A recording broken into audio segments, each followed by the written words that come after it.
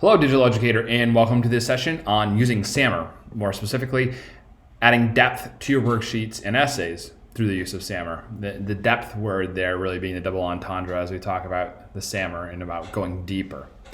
So first, what exactly is SAMR? Well, the 3P Learning site says that SAMR is a framework that orders strategies for classroom technology and implementation. In each stage of the SAMR model, the use of educational technology becomes increasingly sophisticated. Okay, for what that's worth, it's kind of hard to interpret. So it takes this graphic organizer, this chart, to be able to show what it means. And in this chart, we want to start from the bottom, and we're looking at going up. The concept of SAMR is broken into two parts. The bottom part being enhancement, which is making the task, and again, this is all about the task that you're doing with technology. The task is better than it would be if it was analog, and transformation is turning this into something that's completely new, that without technology, it's unfathomable. So we start looking at the steps. 4. It's called SAMR because the 4 steps are SAMR: substitution, augmentation, modification, and redefinition. So substitution, it means there's a direct just exchange between an analog tool and a digital tool, and it makes absolutely no difference if it is digital or analog, just substituting. The next step that is in here, that is a part of an enhancement, is augmentation. It has some things that it changes. It acts as a direct tool substitute, but it has some functional improvement. I'm gonna get to some examples after this point that'll help to explain this a little bit better. But for now, it's substituting the analog for the digital with a little bit of making it better. This one's always like the in-between for me. The substitution's easy because it's just changing analog for the digital, and it's no different, it's just digital. Modification, redefinition are easy. Augmentation's like the one that's in between substitution and modification. Modification, which is the first step in our transformative stage, is that the task allows for significant task redesign. But the way that I like to think about this is that modification are tasks that would not be possible without the use of the internet. These are all the things that you have to work online to be able to do. So without the internet, we would not be able to do these modification tasks. So we see how we're bumping them up here. We substituted. We got a little bit better with the task, but there's no internet involved. Modification, we have a significant task redesign, and it's going to be online. And finally, redefinition, redefining how we use this task. The tech allows for the creation of new tasks previously inconceivable. For me, what this is about creating new media. The short list that I always like to refer to is, to be able to get to redefinition, you have to make a blog, you have to make a video, you have to make a podcast, or a visual representation, something that goes out into the interwebs, interacts with other people, but it creates a representation of this learning through a new media. Now, we said that we're going to add depth. The reason why I say this is because a lot of people prefer to look at SAMR, instead of trying to climb up a ladder, as going deeper and exploring deeper. One of the things I should say is you should absolutely never, ever, ever expect that every single lesson is going to get to the R level and constantly be at redefinition. That's just unrealistic. It should never happen. But at the same point, you should never expect the substitution level to be used. Just cut it out. Don't do it. It is no better than pencil and paper, and if it's no better than pencil and paper, then why use technology to do it? You'll notice that the graphic that's here, same exact words, just different ways of looking at it. It's using the technology to be able to go into parts unknown where we previously were not able to get to. So what does this look like inside of a task? Let's add some depth to an activity. The example one here is bolstering the worksheet. For substitution, what would this look like? Well, we take our worksheet that we always have had with, let's say, math, and we've used it year after year, and we want to be able to use this online. So what the teacher does is then prints to file to a PDF, and then puts these onto Google Docs or Google Drive, and then uses a PDF writing extension or app that the students then write their answers onto the worksheet. If you look at this, other than like passing it out through Google Drive, this is just doing a worksheet with a fancy screen. And we all know how much I hate writing on screens. It's just absolutely not representative of penmanship, organization. It's a lot harder for me to express my thoughts. So substitution, again, cut it out. Don't do it. This is bad use of tech. Instead of having kids write on the screen, have them actually write on a worksheet if you're going to have them do that. So what does it mean to augment? Again, remember, it's not substitution, which is no real change. It's not modification. It's not being online. So being shared online, I should say.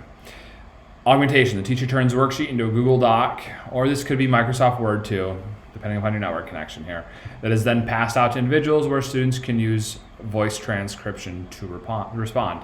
And so you can use the assistive technology. Augmentation is great for an assistive technology level type change if you're going to make it better, to be able to put captions on videos, to be able to voice type, things of those nature, things that you can't do just with a regular worksheet. So let's bump it up even a little bit more. Let's explore, let's go deeper.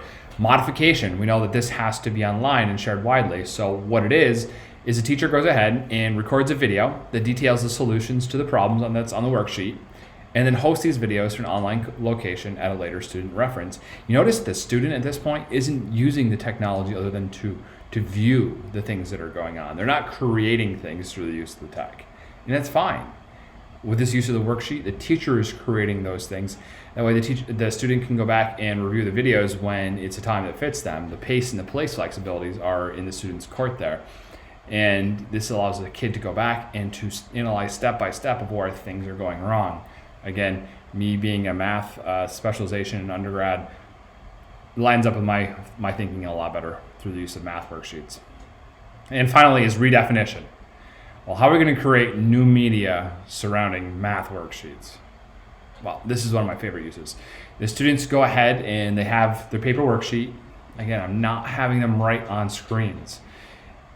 They take the paper worksheet, they solve out all the problems, and they're going to use a tool such as Screencastify to record the videos, but then you got to host them, or even better, Flipgrid, Padlet, to hold a problem up to the screen and then point out what their thinking is. As they look at the camera here, they can point out and how they arrived at that answer.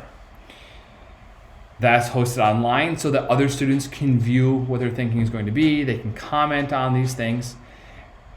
And after they have shown that they can do these things, they then can create their own problems that they host online for other students to do. So it's that video, it's the interacting with others, it's sharing it widely, it's creating the new media that takes it into that redefinition stage. And again, that is not really high tech, high depth tech. It's putting the camera on and recording it. Next is bolstering the essay. Let's add some depth in the second example. Substitution with an essay. The student writes their essay on a paper and then snaps a picture, sends a picture of their work to their instructor. Unless you can't get into school and you're one of those remote learners, this really doesn't add a whole lot at all to the instruction at all, period. Even if you are going to be in a remote situation, it doesn't add to those things. It's a first step, maybe it's a rough draft, but it's just a mere substitution, one for one there. Let's augment it a little bit. Let's make it better, but it's not quite yet interacting with the world on the internet. The student writes their essay in Google Docs and utilizes features such as spell check and word count. And so these things that are not available through paper, you can't have a piece of paper tell you if you spelled something wrong or count how many words there are. That's what makes it augmentation, but it's not yet being shared widely on the internet. Next is modification. We said that this has to do with the network connectivity and sharing work, especially widely. So for modification for an essay, the students would write their essay in Google Docs, and then they would have their peer get in using the URL or sharing the file with them, and they would do this at their own time, their own place, instead of having to be right then and there holding onto the paper. And then the peer can go ahead and leave a comment on the side and highlight aspects that they think need to be changed. Finally, it is redefinition. Still writing an essay, but we're going to use this essay as the means of creating content. We're going to take this essay and we're going to turn it into something like a YouTube video, like a podcast or a blog post entry. This kind of stretches our thought about what an essay is and the way that we write essays, because the voice is usually very stale when it comes to writing an essay. It's very formal, but it doesn't have to be. Great writers don't necessarily use stale language, stale voice when it comes to writing things. If you look at any great piece of journalism, it's not the fact. It's the way that they arrange the story, the voice that they use. It's the stories that they tell. And we can teach that for kids as well too when it comes to writing essays, that it adds so much to the writing. And if you think about, if you're going to write an essay about a topic that is going to be used to be a podcast to talk about a topic, they can just read it. Or if it's going to be the talking of a video where a student does a voiceover and then all the video is being added behind with B-roll footage, it's still the same process of writing, but now it's being packaged in a different way. And so that's what takes it to redefinition.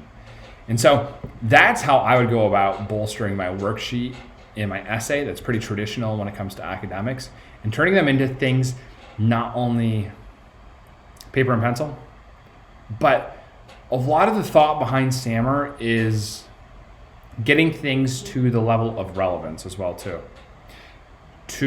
You can't get to the level of redefinition without relevance. You know, the two R's there together, redefinition and relevance. Doing tasks that kids are going to find engaging to them, that relate to their real world. The essay, the worksheet, those things aren't a whole lot like what real life is like out there. They're esoteric academia often. So we want to put the relevance back into those things, and the redefinition helps to do that.